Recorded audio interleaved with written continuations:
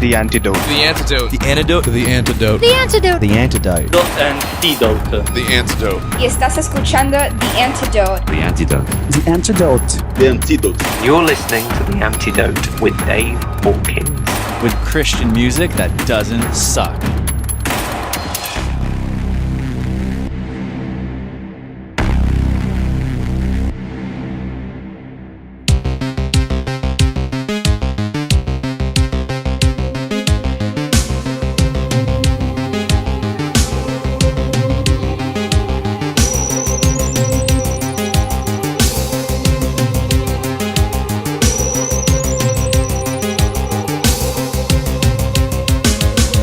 Don't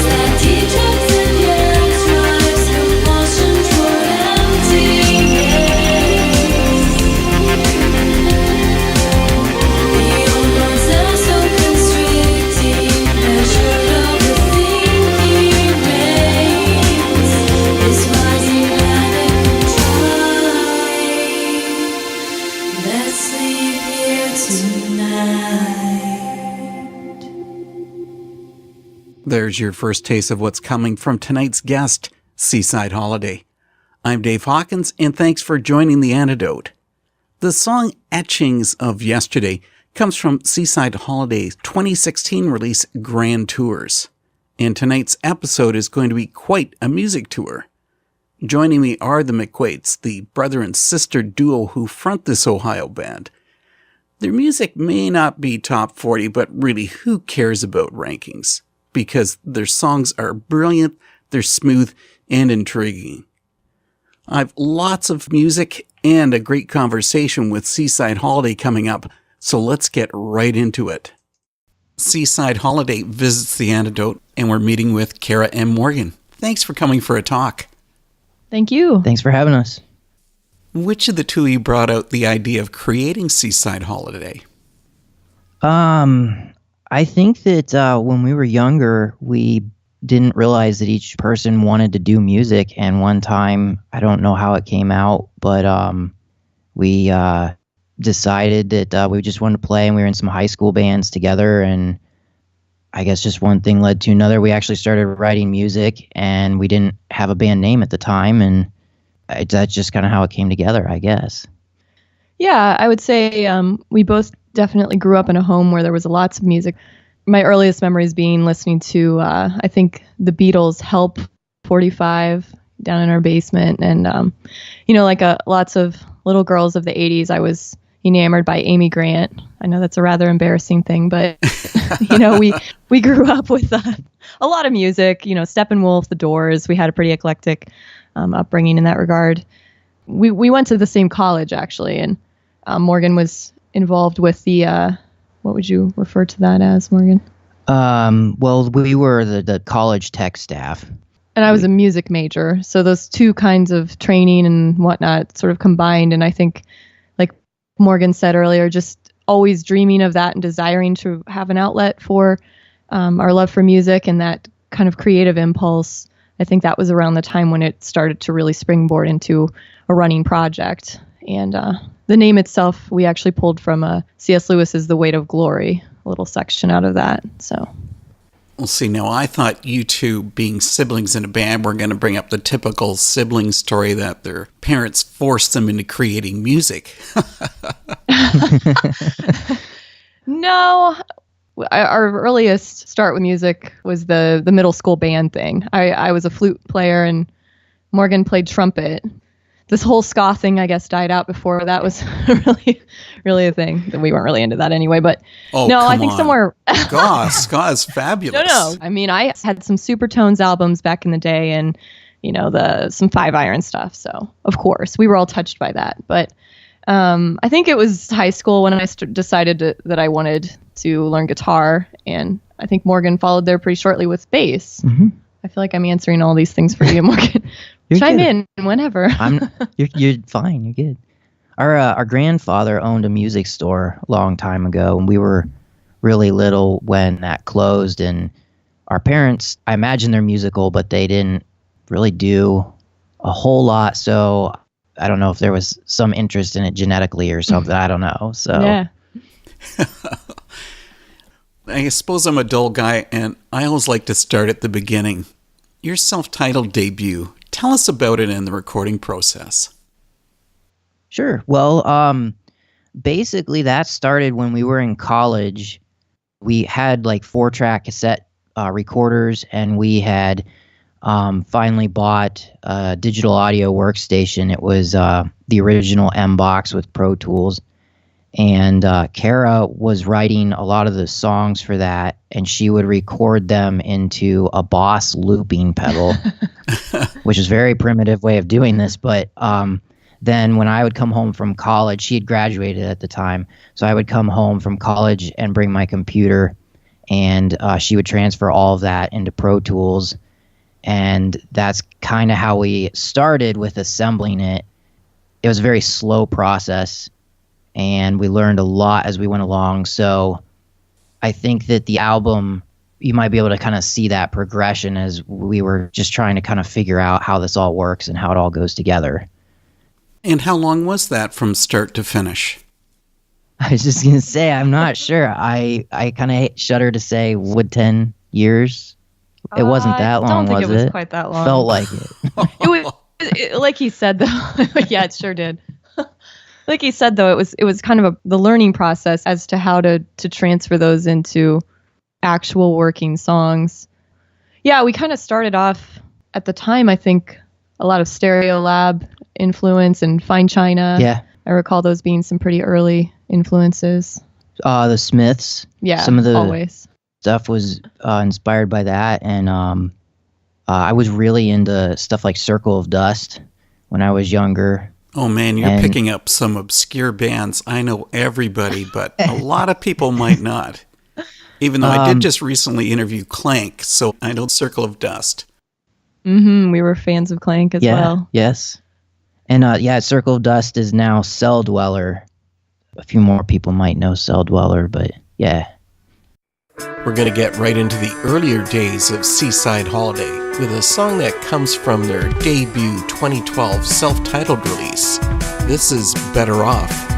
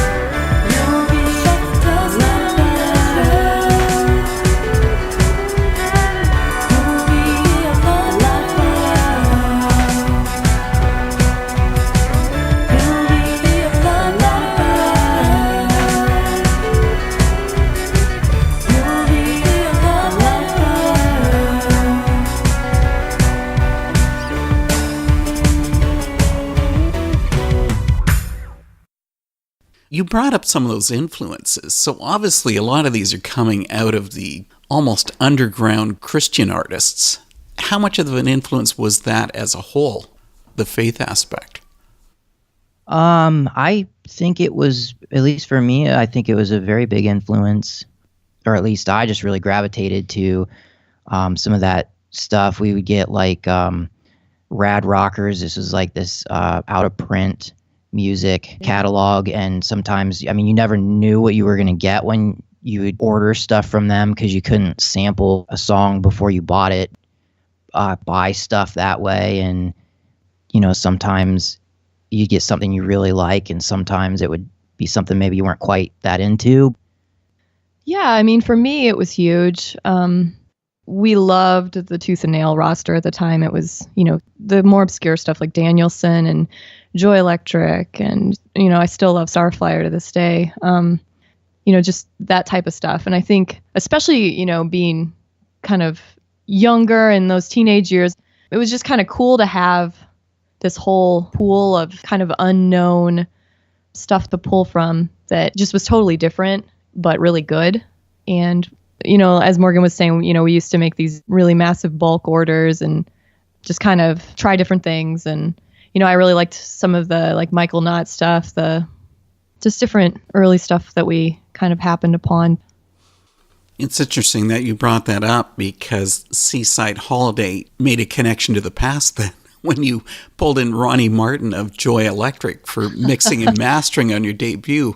I mean, he has a cult following, and that includes me, but I don't think everybody knows about him. So what about filling us in about Ronnie and how you made that connection? I guess it just kind of fell into place. We went to a lot of the shows that came through Ohio, and we'd have to travel, but we could hit all the shows that came in, and you kind of get to know the people that go to the same shows, and you get to talking to them, and it's almost like a little family. So whenever you go to those shows, you kind of look for the people you met at the prior ones, and that's how we got to know Ronnie, kind of just seeing the show, seeing him come through. You hit it on the head. It definitely was a cult following. It sounds kind of goofy now, but there really was a community there, and we would meet up with the same people. There was this annual music festival called Autobahn that Ronnie would put together with a bunch of different bands like Norway and Freeze Pop and just different stuff like that. I think John Sonnenberg's different projects through the years, Travelogue. Jacob Graham stuff. Yeah, the guys that later went on to become the Drums. So, you go to enough shows when, as you said, it was a cult following, and you kind of develop friendships, and I would say that extended on to Ronnie. Yeah. Planted a church here locally, so we still run into him.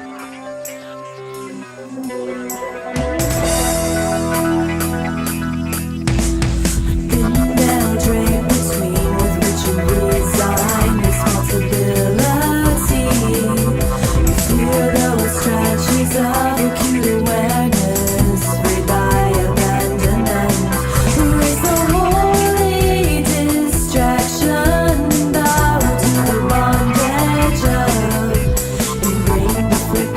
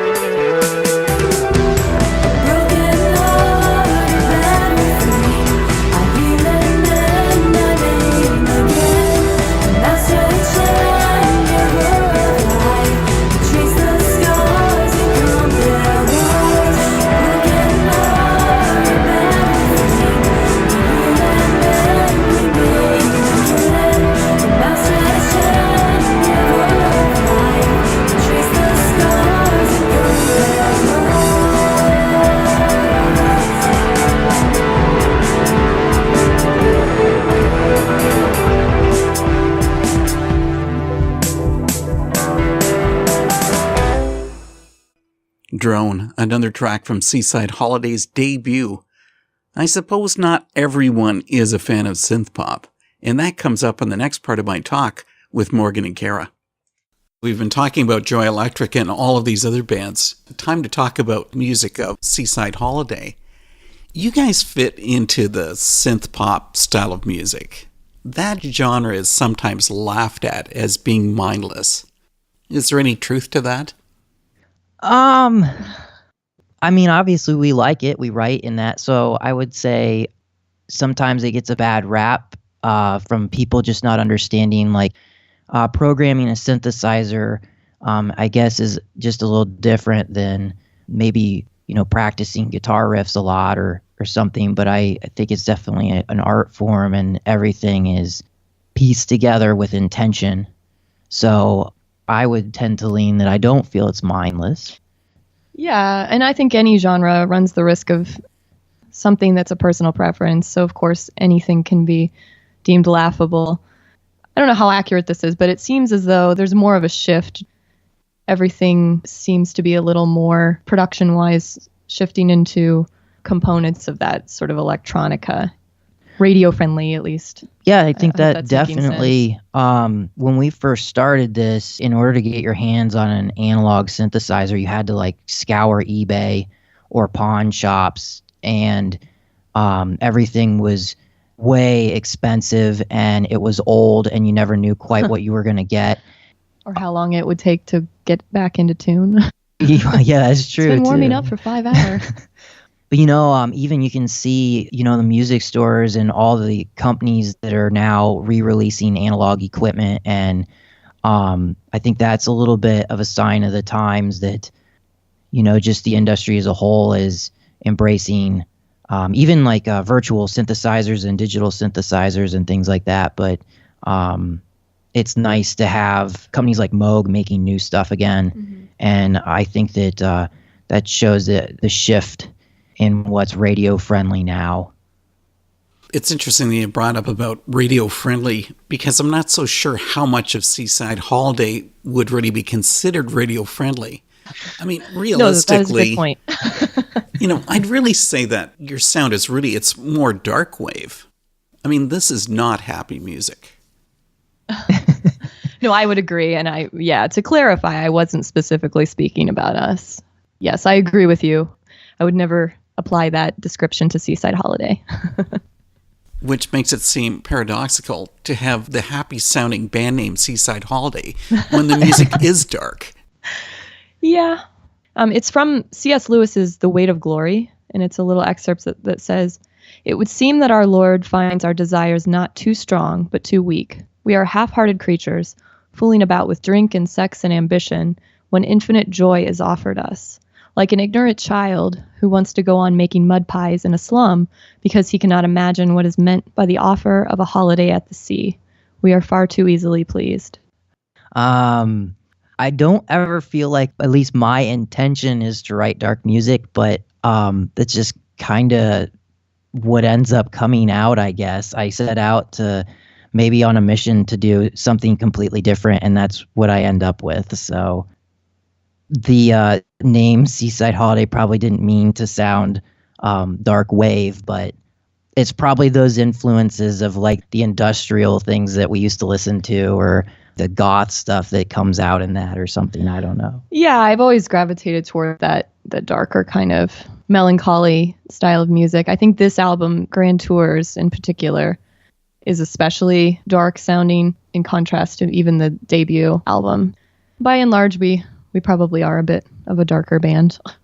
I mean, gloomy topics. I guess maybe that's a natural for a band that comes from a town called Widowville. Yeah, we're just playing the part, living up to the name. Does living there make you nervous, Morgan? I never thought about it like that. It's about 5 houses, and I like to think that I live in the suburbs. So maybe I'm okay.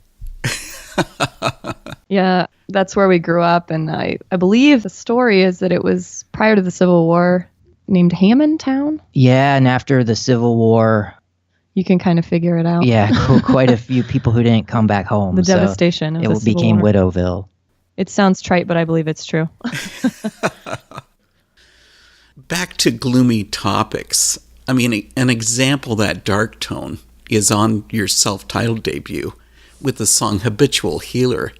It has the line, "Wounded healer, I've become habit healer, no shock, no stun, valiantly numb." So you're not comfortably numb like Pink Floyd? Correct. That would have probably run into some copyright infringements. But that material in that album, at the time it was written, I mean, we're talking quite a few years ago, but that was just kind of a reflection of some of the different dealings with people close to me and things like that. And so, now, years down the road, the way music tends to be, it's kind of a placeholder and sort of a memento of, a marking of part of your life.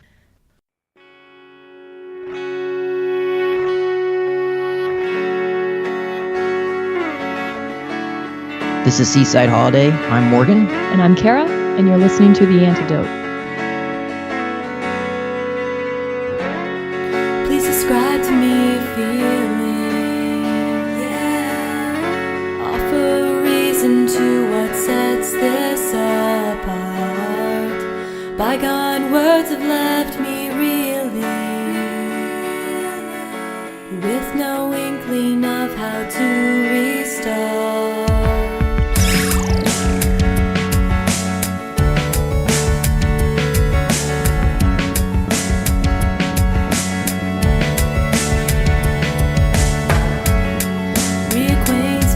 Suffering, yeah. How about the kind we seem to always wear? For right now I feel nothing, a dry leaf unnoticed through the air.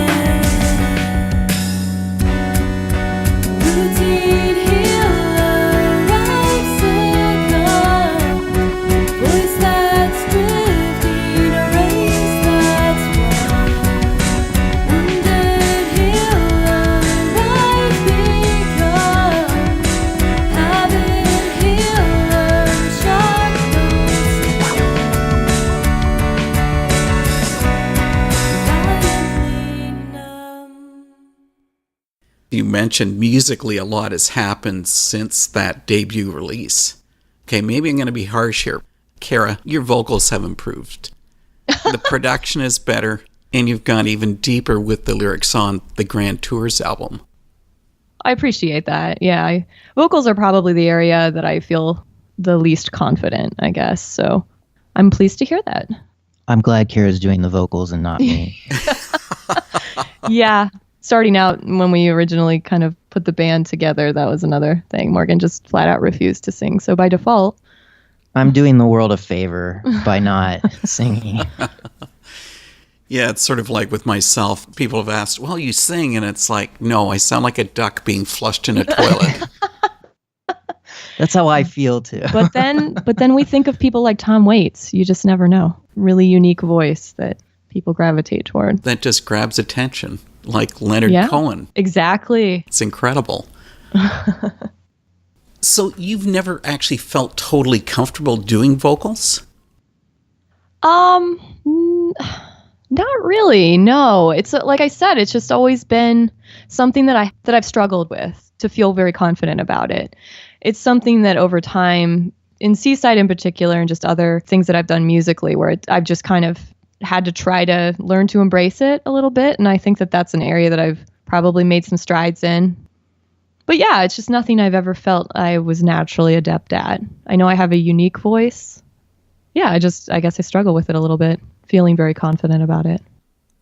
To get really specific about it, your tone has been described as being ethereal. How does that add to the music itself? Well, I think that it has a sort of a dream pop sort of sound. I think that it kind of ends up. Help me out, Morgan. I don't know how to answer for you. I mean, I definitely think that it makes our sound more our sound. I feel like sometimes we get thrown into the category of like an Evanescence comparison just because we Except that I could never sing like Amy Lee. female vocals, but we do. We could get thrown into that sometimes, but I think it helps Seaside Holiday stand out as our own thing. I also think that from a mix standpoint, the fact that I listen to a lot of Slow Dive and My Bloody Valentine and that sort of thing, where it seemed permissible to just kind of shove the vocals in the background a little bit, if that makes sense, sort of bury them. Mm-hmm. And I think that's sort of been the default, like, oh, I can hear myself. Can we like set that back a little? So as far as critiques that we've kind of gotten through the years too, that's another one where it's like, well, I can't understand what you're saying. We were doing a rough mix on a track on our very first album, and it was a really rough one, and Cara kept telling me to tuck the vocals in a little bit until I pretty much completely turned them off. So, well, at least you decided to go that route instead of wanting to be an Amy Grant cover band. Yeah. So we're growing in that area. We're trying to restructure the mixes a bit and that sort of thing.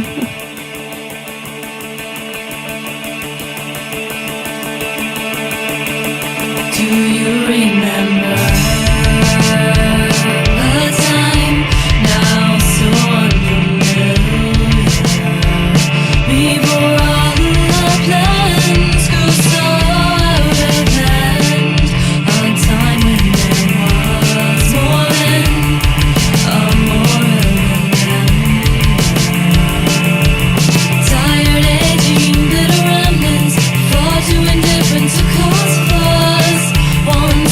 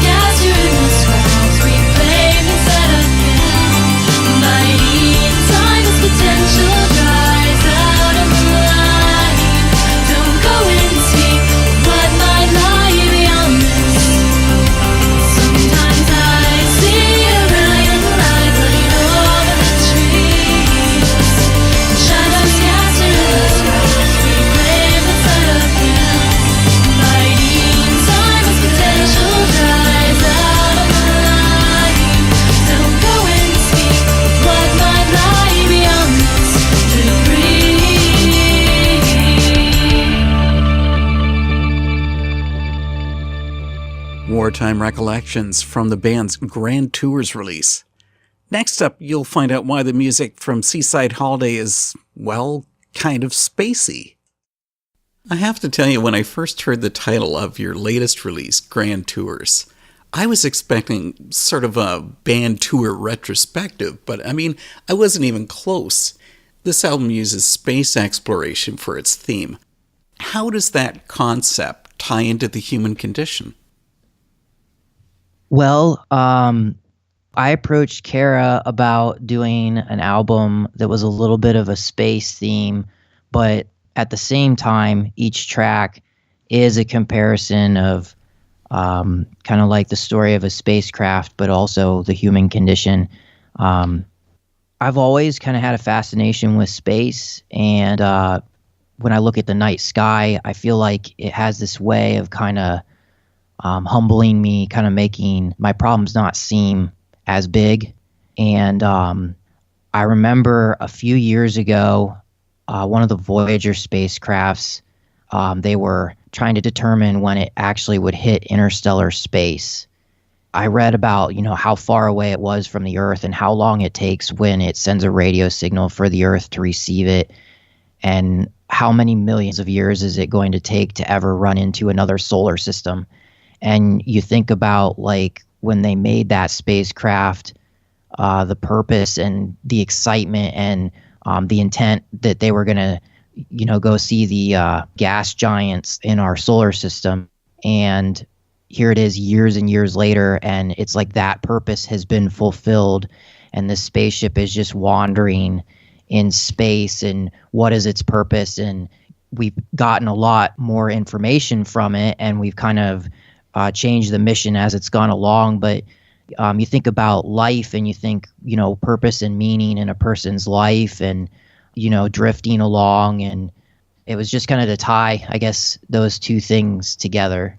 And the Grand Tours actually comes from the Grand Tour was going to be when they sent the Voyager craft out to see some of these planets we had never been to with a probe before. And they said it was going to be the Grand Tour of our solar system. You have to be a dedicated space geek, because all of this happened long before you were even thought of. Yes, it did. But I don't know. It's just, it helps me kind of put things back into perspective. Mm. I think that it's interesting, and I'm a nerd and I eat that up, apparently. I grew up during Apollo era, so as a kid, I would set an alarm clock to wake up at 2 o'clock in the morning to go down and watch TV for half an hour as they did a late night check-in with an Apollo crew. Oh, that's awesome. So you get where I'm coming from. I totally get where you're coming from. I found the songs really captivating on Grand Tours, like The End of All Things. And it does have positivity in the verse, sparsely penned rhymes transcribed within cells to symbolize and chart our strides, etched for the role of commoner, always the way to varied methods of escape. Personally, what does that song mean for you? Well, I'm not dodging your question, but the album as a whole, like when Morgan presented his original idea, like that he just spoke of about the space thing, we talked about how that tied in with the human condition. As we were working through writing those, and just how we question, we're searching for meaning, we're searching for worth, kind of justifying our existence, that sort of thing. Partially through the writing period, in my own personal life, I just went through a very, very dark season. I had some things happen that kind of shook me to the point where, for a time, kind of everything that I had placed worth and value in, and just all of this, the attachments that felt like they had been kind of pillars, that was all gone. And I know it sounds really dramatic, but it was very real. And in that was definitely a season where I was kind of faced with the roots of what I truly believed. And for me, that was where my faith really came into play, as far as, I've claimed this. This is what, I've kind of identified. I believe these things, and this is what I claim I know. But it wasn't until that, as they call it, the dark night of the soul, that I really, really was faced with those questions and the realness of everything. And so the songs deal as a whole with the prevailing theme of redemption. That's something to me that the grace and redemption is kind of the overarching theme of the album, I would say. But in that, as you stated, it's dark because that was my reality. And I think that's not to make a general statement, but I mean, that's just kind of the reality of things here, where it's uncertain and life can be very tragic and dark, but also very beautiful. To be willing to just open up and experience that, to feel the pain, but also the redemption is something that I was attempting, I guess, to encapsulate in an album, that you're just given that was, I know, quite a task, but that's kind of a basic overview. So the song in particular, you were asking about the end of all things. Just even with the chorus line, we begin at the end of all things. I think some things have to be stripped away to really see things clearly. Just when you're going through something that's such a trial and such a kind of reevaluating, even now, reading over that, I think our tendency is to just kind of settle in again, into our schedules and into our routine. And I think that the album for me, from a lyrical standpoint, was born from a time where I was kind of accurately aware of the fact that, like, nothing is certain. You can choose to live fully in the moment, and also the acknowledgement of just this here and now is not guaranteed, and it's not all that there is, and what is beyond this. Is it all poured out in clamoring whispered shouts? Smoke consumes the proud and paralyzed. Too long to speak, too wise for sight.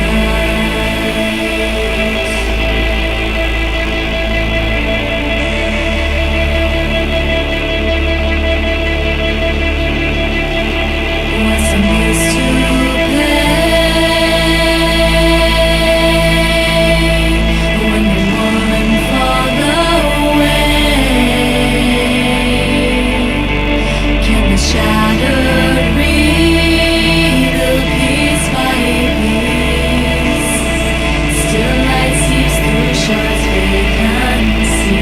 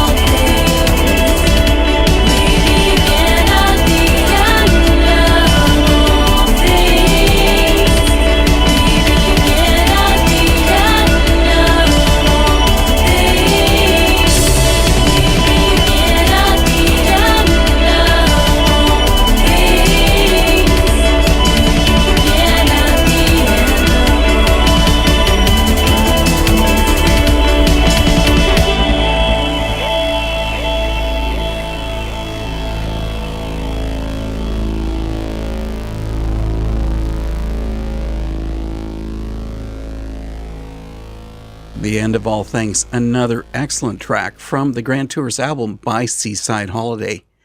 You know, tonight I am fast running out of time, so here's what's coming up next time on The Antidote.